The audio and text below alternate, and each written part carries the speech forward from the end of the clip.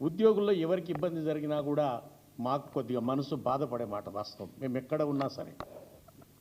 అందువల్ల నేను ఈరోజు తెలంగాణ ప్రజానీకానికి, అదేవిధంగా భారతదేశంలో విదేశాల్లో ఉన్నటువంటి తెలంగాణ మిత్రులకు ఒక చిన్న విన్నపం చేయదలుచుకున్నాను. ఎందుకంటే ఈ రాష్ట్ర ప్రభుత్వం తెలంగాణ ఉద్యోగులను ప్రజల నుంచి వేరు చేయడానికి చేసినటువంటి ప్రయత్నం. మేము ప్రజల్లో ఒక భాగం. ఈనాడు రాష్ట్ర ప్రభుత్వాన్ని కొనుకూరుతున్నటువంటి వనరులు ఏవైతున్నాయో, రాష్ట్ర ఆదాయం ఏదైతుందో అది ఈ ఉద్యోగ ఉపాధ్యాయ కార్మికులందరూ కూడా తేనెటీగల్లాగా పనిచేసి చెట్టు చెట్టుకు పుట్ట పుట్టకు తిరిగి తేనె సేకరించుకొచ్చి తేనె జమ చేసేటటువంటి వాళ్ళం మేము. రాష్ట్ర ప్రభుత్వం ఆ తేనెను ఆస్వాదించాలి, ప్రజలకు పంచాలే, కానీ తేనెటీగలకు పొగబెట్టి మమ్మల్ని చంపడం న్యాయం కాదు అని చెప్పి నేను రాష్ట్ర ప్రభుత్వాన్ని విజ్ఞప్తి చేస్తూ ఉన్నా. మిత్రులారా, ఒక్కసారి ఆలోచించమని కోరుతా ఉంది రాష్ట్ర ప్రభుత్వాన్ని. రెవెన్యూ సంపాదనలో మీరు చట్టాలు మాత్రమే చేస్తారు. మేము కూడా పొలిటికల్ పార్టీలోనే ఉన్నాం, మనం చట్టాలు మాత్రమే చేస్తాం. కానీ ఈ చట్టాలను అమలు చేయాల్సినటువంటిది కింద ఉన్న ఉద్యోగోపాధ్యాయ కార్మిక లోకం మాత్రమే. మీరు ఇండస్ట్రీ పెడదామని ఒక భూమి సేకరించమంటే ఆ భూమి సేకరణ కోసం పోయినటువంటి రెవెన్యూ ఉద్యోగులు, అక్కడున్న పట్టాదారులు తరిమి కొడుతూ ఉంటే కూడా మీరు చూస్తూ ఉన్నారు. ఎలక్ట్రిసిటీ ఉద్యోగులు నగరంలో ఎక్కడైనా కరెంటు బిల్లు కట్టలేదని పెండింగ్ బకాయిలు వసూలు చేసుకోవడానికి వెళ్తే ఎగిరెగిరి తంతే కూడా మీరు వారికి రక్షణ కల్పించలేదు. ఉపాధ్యాయుడు విద్యార్థిని కొట్టిండని చెప్పి గ్రామస్తులంతా వచ్చి ఉపాధ్యాయుని మీద దాడి చేస్తే కూడా మీరు పట్టించుకోలేదు.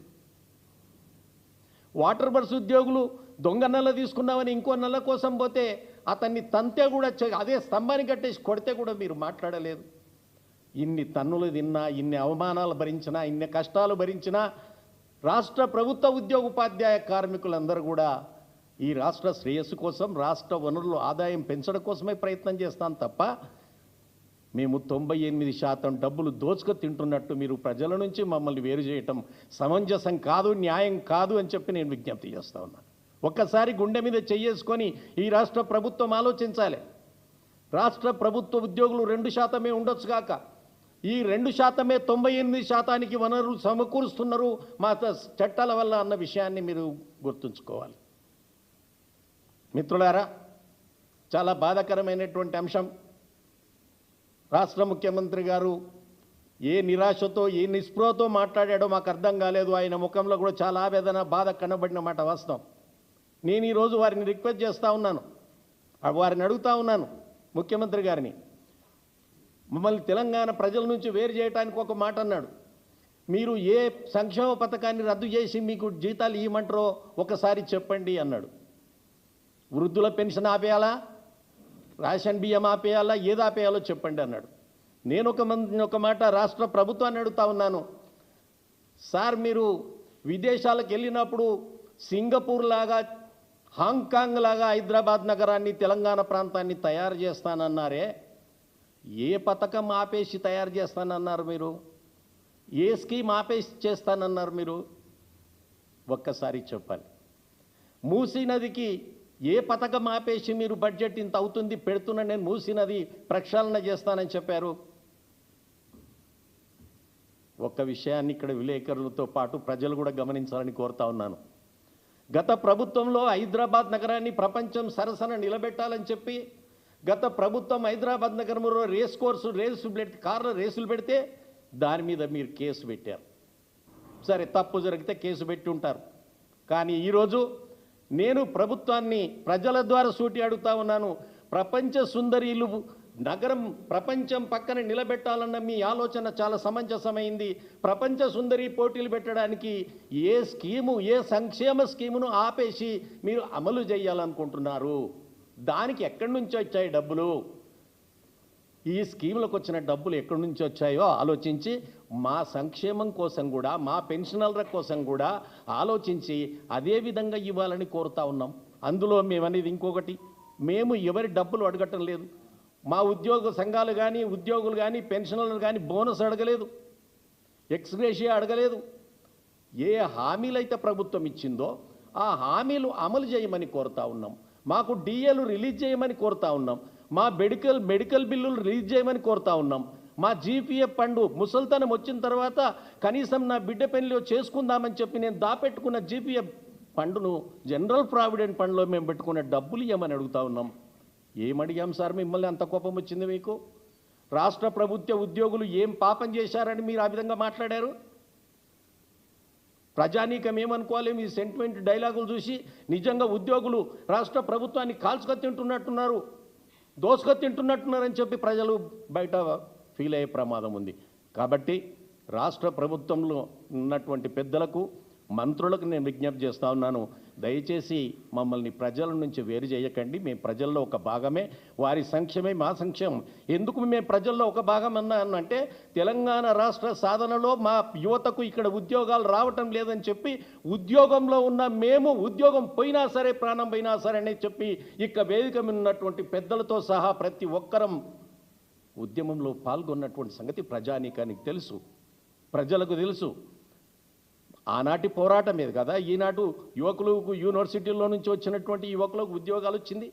ఆ పోరాటం మీద కదా తెలంగాణ ఎక్కడి నుంచో ఏ దాకా పోయింది.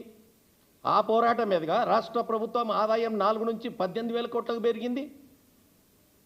ఒక్కసారి ఈ తెలంగాణ రాష్ట్ర ప్రభుత్వం మంత్రులతో పాటు ముఖ్యమంత్రి కూడా ఆలోచించవలసినటువంటి అవసరం ఉన్నది.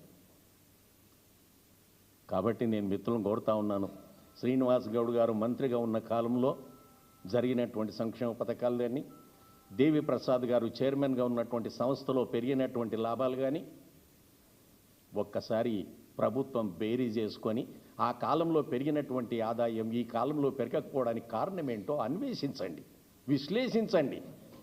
ఉద్యోగులు మీ శత్రువులు కాదు, మీ బిడ్డలు, వారిని పిలిచి మాట్లాడండి.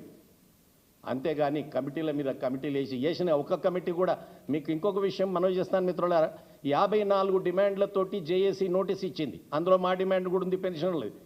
అంతే 54 డిమాండ్లలో 36 డిమాండ్లు ₹1 ఖర్చు లేనటువంటి ఓన్లీ ఫర్ అడ్మినిస్ట్రేషన్, పరిపాలనా విభాగమైనటువంటి సమస్యలే 36 ఉన్నాయి. కనీసం వాటిని మీరు పరిష్కరించడానికి ప్రయత్నం చేయలేదే? అంత సమయం మీ ఉద్యోగుల గురించి మీకు ఇంత సమయం దొరకలేదా? కాబట్టి మరొక్కసారి విజ్ఞప్తి చేస్తూ ఉన్నాను, ఈ రాష్ట్ర ప్రభుత్వ ఉద్యోగ ఉపాధ్యాయ పెన్షనర్లు విద్యార్థులు అందరూ మీ బిడ్డలు. దయచేసి మమ్మల్ని ఎందువల్ల మీరు మాట్లాడారో మాకు తెలియదు, కానీ దయచేసి మమ్మల్ని ప్రజల నుంచి వేరు చేయకండి. మేము ప్రజలతో మమేకం. ప్రజలకు కూడా విజ్ఞప్తి చేస్తూ ఉన్నాం, మేము మీకోసమే పోరాటం చేశాం, సావడానికి సిద్ధమయ్యాం, ఉద్యమాలు చేశాం. ఏ ఉద్యమం అయితే చేసినామో, ఏ రాష్ట్రం కోసం అయితే ప్రయత్నం చేసినామో, ఆ రాష్ట్రంలో అక్కడ పనిచేసినటువంటి మేమే తెలంగాణ తెచ్చిన మొనగాళ్ళమని చెప్పడం లేదు.